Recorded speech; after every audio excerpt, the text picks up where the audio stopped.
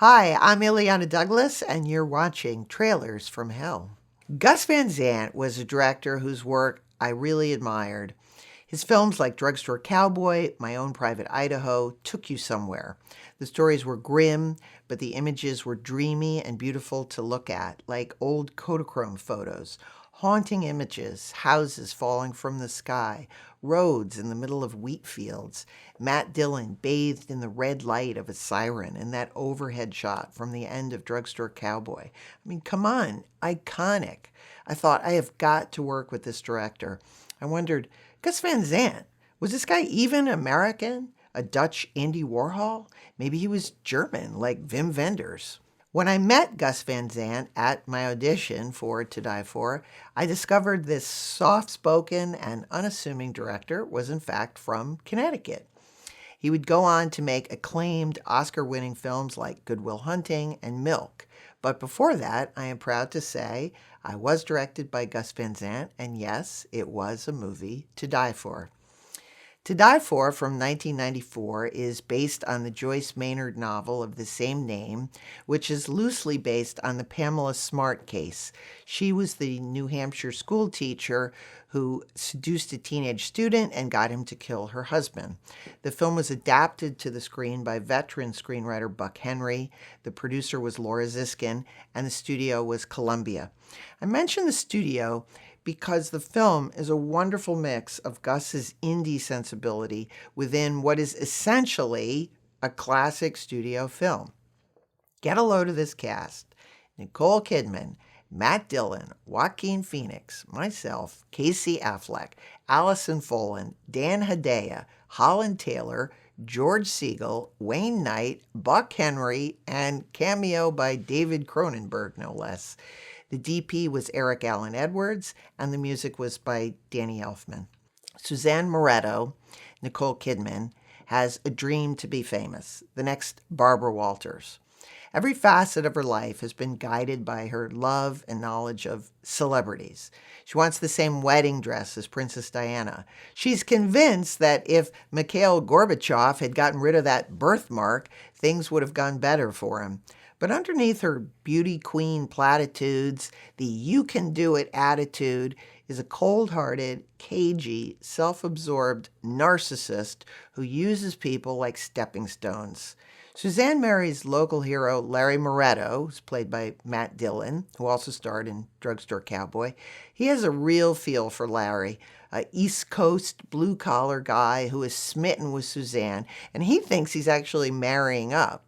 His family, specifically his ice skating sister, me, suspects Suzanne's motives. Suzanne, of course, cheats on Larry almost immediately. Next, she uses money from the family's successful restaurant business to mount her career as a TV journalist. And then while filming her documentary, Teens Speak Out, she befriends 3 teenage outcasts: Joaquin Phoenix, Jimmy, Casey Affleck, Russell, and Allison Folin, Lydia. She seduces Jimmy, the most vulnerable of the 3, by convincing him that Larry is abusing her and seeks his help in killing him. She is then thrust into the spotlight now as a grieving widow, and she casts poor Jimmy aside. The Moretto family, and specifically Larry's sister, Janice, Illeana Douglas, suspect that Suzanne is a part of his death, and eventually they take matters into their own hands to seek revenge. Now, that is the story, the plot of the film. But what is unique about the film is that Gus was shooting one story, which was an ambitious femme fatale seduces her student in order to get him to kill her husband, within another movie within a movie, which is a documentary about the aftermath of Larry's murder. The documentary scenes were heavily improvised and involved superior editing by Curtis Clayton in order to juxtapose them with the storyline. In the editing room, Gus and Curtis repeatedly watched the film Citizen Kane as a guide in an attempt of how to do this. Not an easy task. And Gus himself played the off-camera questioner asking us questions. And we would respond in character, sometimes scripted, sometimes not.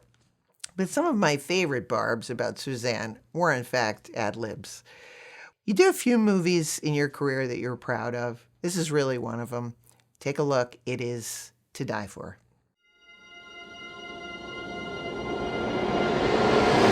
Here's my experience of working on the film To Die For. Every day I went to set and I thought, why on earth would I want to be anywhere else but here? I stood in the chow line and got to ask Buck Henry questions about The Graduate or Catch-22. We hung out in each other's trailers. We exchanged mixtapes. There was camaraderie, collaboration.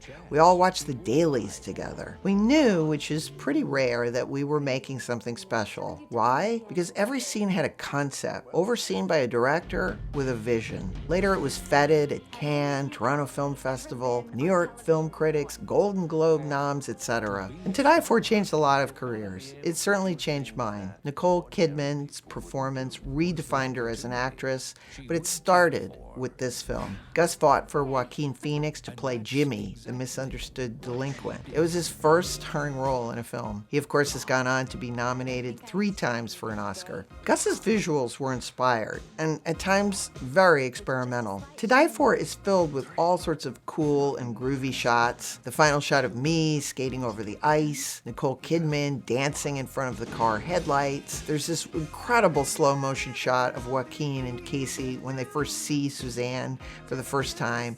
They're just drooling with teenage dopiness. With the movie within the movie, we were able to comment about how the media exploits victims of a tragedy. The tear-jerking mentality that will also grab the viewers. For instance, as I recall my brother, the camera zooms in on me crying. And it's both sympathetic, but it's also grotesque. Gus let the camera linger on my vulnerability.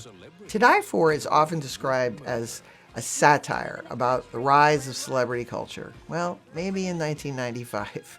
But now the film's message, you aren't anybody unless you're on television, it no longer plays as a satire. It's an accepted way of life. Suzanne Stone is no longer a villain. She's like the star of any reality show.